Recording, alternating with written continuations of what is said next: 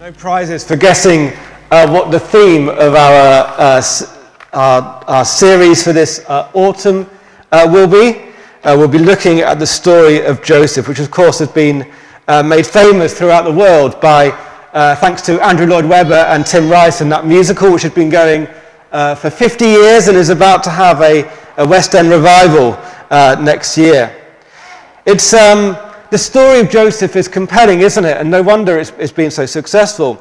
But actually in the Bible, it's a deeper and richer story than we can possibly imagine. It's not just a story about Joseph, but also about his family. His father, whose favoritism arguably causes the turmoil that Joseph goes through. The brothers, who allow themselves to be so overcome by jealousy that they end up going down a very dark path of hatred and nearly murder. I imagine that if we thought about it for long enough, we might find ourselves in that story somewhere. And all of this is a family who would be the founders of a nation through whom God would work out his promises of salvation for the whole world.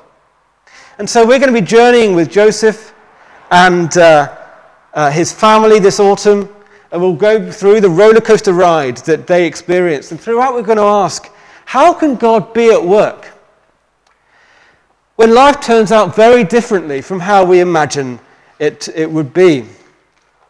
How can God be at work even when our dreams shatter? When people and circumstances let us down? See, this is a story about God and his faithfulness, weaving his purposes through the mess of human frailty and failings. See, God did not make Jacob show favoritism to Joseph in that way.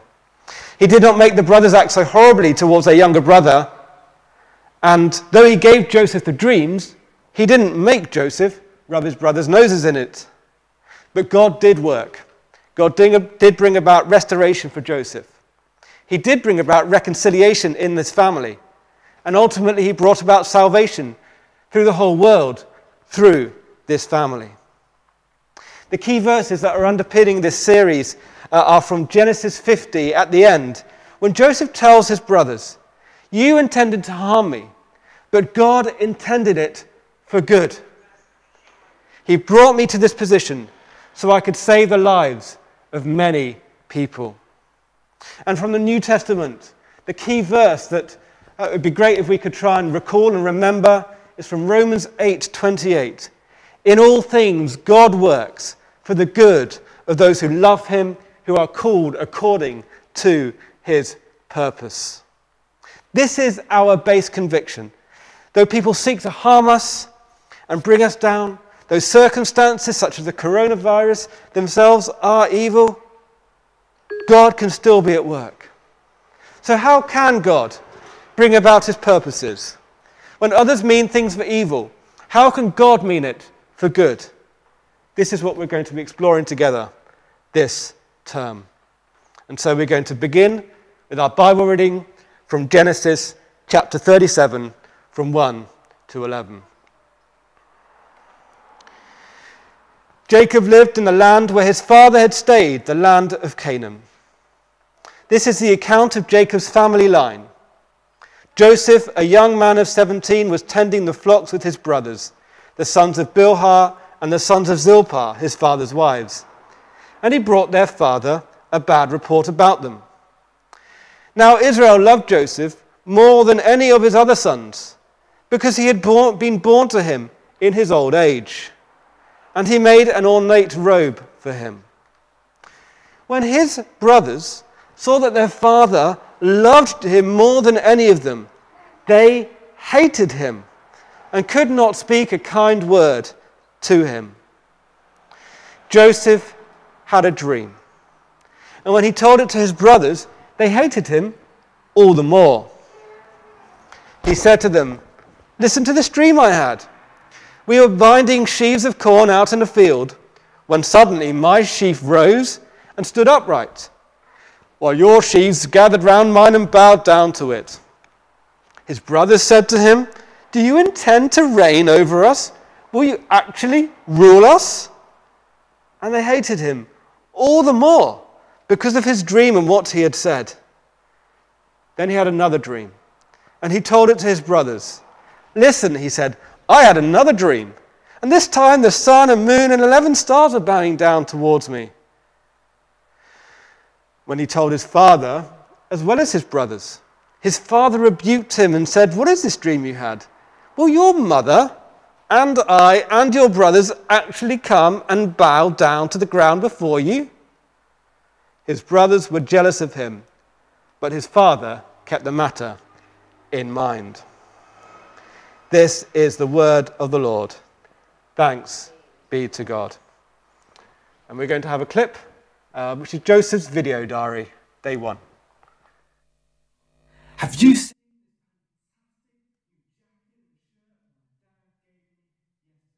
Wow, have you seen this fantastic new jacket and shirt my dad gave me yesterday? It's amazing, isn't it? There's not another outfit like it anywhere in the region. You should have seen my brothers' faces. They were so jealous when they saw me. Green with envy they were. I had to laugh, really. It's not my fault, my dad's favourite, is it? I just love this jacket. I love this outfit. And I wear it all the time because I look so good. My brothers, they call me a telltale. Anyway, the other day I caught them messing about, not doing their job of tending the sheep properly. In fact, from what I could see, they were tormenting the poor animals. I saw it as my duty as a responsible young man, pillar of society, to make sure the sheep are well looked after. If my brothers don't want me to tell on them, they should simply do their jobs properly. Well, they muttered to me and said something about me being the youngest. "You should know your place, young Joseph."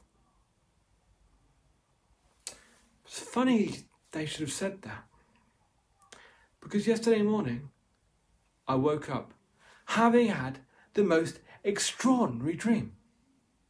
I was with my brothers. We were binding sheaves of corn out in the field when suddenly my sheaf rose and stood upright, and their sheaves of corn gathered round mine and bowed down to it. I told my brothers about it at breakfast. They look very cross. I'm not sure why. "Do you intend to reign over us? Will you actually rule us?" they replied. No idea why. I don't understand them at all. They didn't speak to me all day. It was quite cool, actually. I enjoyed the peace and quiet, you know. Last night, I had another dream, similar to the one the night before. Again, I had to tell my brothers. I mean, well, I don't have anyone else to talk to, do I? I mean, apart from the sheep, that is. And they don't really talk back. Anyway, I said, "Hi, guys, I had another dream last night. Do you want to hear it?" And they just glared. So I took their silence as yes. And said, "This time, the sun, moon, and 11 stars were bowing down to me." Isn't that funny?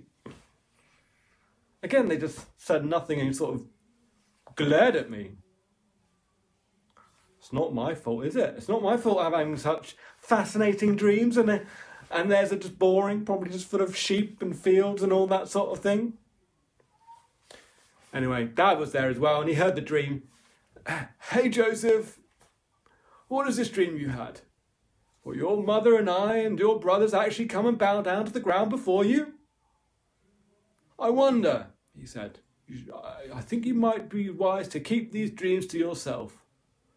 "Too right you should," piped up Reuben. Well, he would do, wouldn't he? "I can't help it if my brothers are jealous of me. I can't help it if Dad loves me more than them. He loves them. It's not my fault. My dreams are more exciting than theirs." But what if? What if they aren't just dreams? What if they really mean something? Will I really rule over my brothers one day?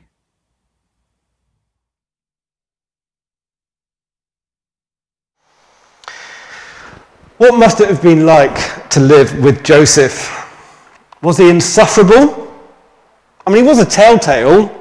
He brought about a bad report about his brothers, and probably not just once, but probably lots of times. He probably thought he was better than them. No wonder, after all, he was clearly his dad's favourite. Jacob had poured all the love that he had for his wife Rachel, whom he grieved for bitterly, into Joseph. It was understandable that Jacob felt this way about Joseph, but he should have handled it better. He should have sought to treat his children more fairly. Instead, he made his favoritism abundantly clear by having that famed coat of colours made for his boy.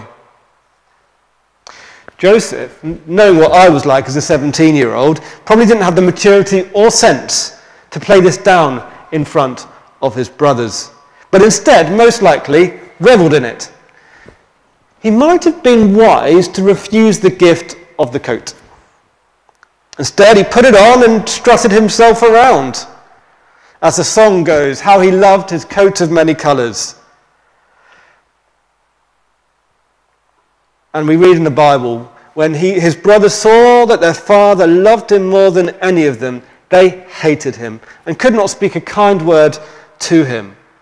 No wonder.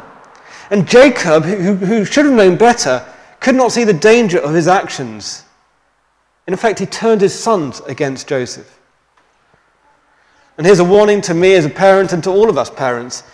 Avoid showing favoritism to your kids. Seek to be as fair as possible. If you don't, you're not actually doing them any favors. Rejoice in their differences. Seek to spend time with them as individuals as well as together. Be fair in your dealings with them as much as you can.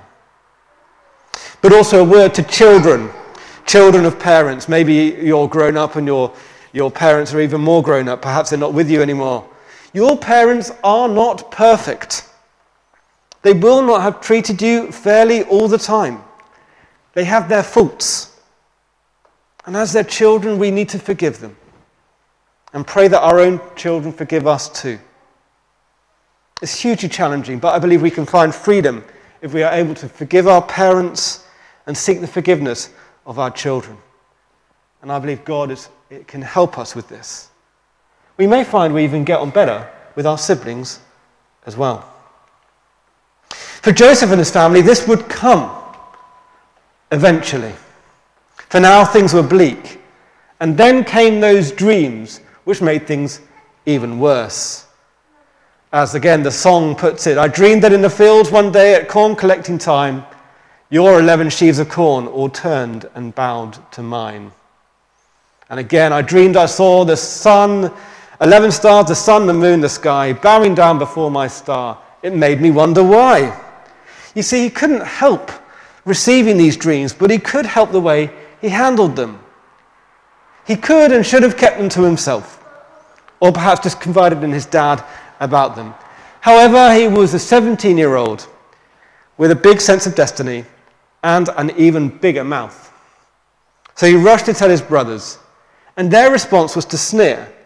Do you tend to reign over us? Will you actually rule us?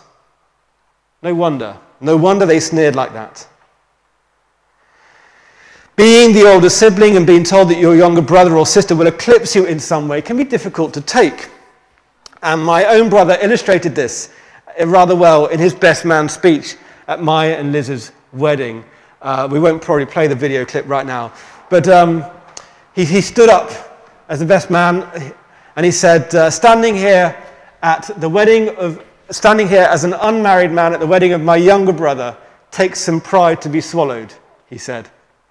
And he recounted a moment when we were teenagers, he had walked in on a conversation between my grandmother and our mother, and he overheard them saying that I, the younger brother, would get married before John, the older brother. And he disputed this and said, how can you say such a thing? How can you claim such a thing? And are you sure? And they said, yes, we're fairly sure that Andrew will get married first. And then, and as John said in the best man speech, he said, well, I set out to prove them wrong. And that wasn't quite the success that I'd planned. Bless him. And although John made a joke of it at the time, It must be difficult to be told that your younger sibling would get to do something before you or eclipse you in some way. In a society like Jacob's times, the convention was clear. The firstborn in the family had all the rights. They would inherit the land. And in some places, that is still very much the case. And this works still today in our monarchy. Just imagine the youngest child of Prince William being told that he would be ruler over his older siblings. Just imagine that he would being told that he would rule over his parents even. It's unthinkable even today when we have a much more equal society than in Joseph's time. Joseph wasn't just a younger brother, he was the 11th youngest brother. He should have known his place. No wonder his brothers were cross. No wonder they hated him all the more for what he'd said. They were understandably jealous of Joseph. But Jacob, his response was interesting. We read, he kept this in mind. Perhaps, he wondered, there was something in these dreams. After all, Jacob himself had been known to be given dreams by God. He was also the younger brother who became ruler instead of his older brother. He knew that God could do the impossible and the unlikely. And where is God in all of this mess, all this family mess that we see? God is the giver of hopes and dreams. He gives them to people at times in their lives perhaps when they're in no place to make the most of them. I was a little younger than Joseph. I was 16 when God gave me the dream of being a vicar. And it was over a decade until I began life full-time as in ordained ministry. And I'm glad I had to wait. Because I knew that in that time of waiting, God was preparing me in a way that had I gone straight into it, probably wouldn't be able to handle it very well. God had much to teach me in that time. And as we'll see with Joseph, his dreams were God-given. But there was much refining of his character that would need to take place before he could step into God's plans and purposes, as we will see in the next few weeks. But I wonder, has God given you a dream? Have you a sense of purpose that you believe has come from him? Perhaps we should not be like Joseph and blurt it out, but instead be considered in how we respond to that dream. Pray over it. Go to people we trust and respect who can talk things through with us. But neither should we dismiss the dream that we have altogether. Is it time to act on that dream? To prayerfully take the next step to seeing if that dream might become a reality? All we can do is place ourselves into God's hands and humbly submit to him and his ways. May his will be done. R.T. Kendall writes, "The only way our gift can be of value is for it to be sanctified and in the hands of our Creator and Redeemer. When we give our lives utterly to God, even the silly mistakes we have made will turn out for good. We may have been tempted in the end to say, that's the way I was supposed to do it. This is that wonderful truth," he writes, "all things work together for good. The most stupid things we have done turn out right. God does that." And I don't know about you, but I find that incredibly comforting to know that God can work even through our mistakes. You see, we may not be ready, but God will use our circumstances to shape us and to renew us, to make us more like him, more ready to step into his plans and purposes. A bystander asked an equestrian sculptor how he did it. The sculptor replied, "I just chip away everything that doesn't look like a horse." Many things in our lives do not look like Jesus. Sometimes the only way that stubborn bits can be removed is through the work of that sharp chisel of adversity and the mallet of suffering. Joseph was clothed with a coat of many colours. God, through Christ, has given us a coat of righteousness. Despite our mistakes, despite our failings, God can make us clean and new. Though we are imperfect, he forgives us and makes us perfect. And then he works to perfect us throughout our lives. Joseph was God's diamond in the rough. He needed a lot of polishing before his time would come. But that is the way God sees each of us. Diamonds that no one around us recognizes. It is what God sees that matters. He then sees us with that robe of righteousness on. He vows to stay with us to the end. He will make your righteous reward shine like the dawn, your vindication like the noonday sun.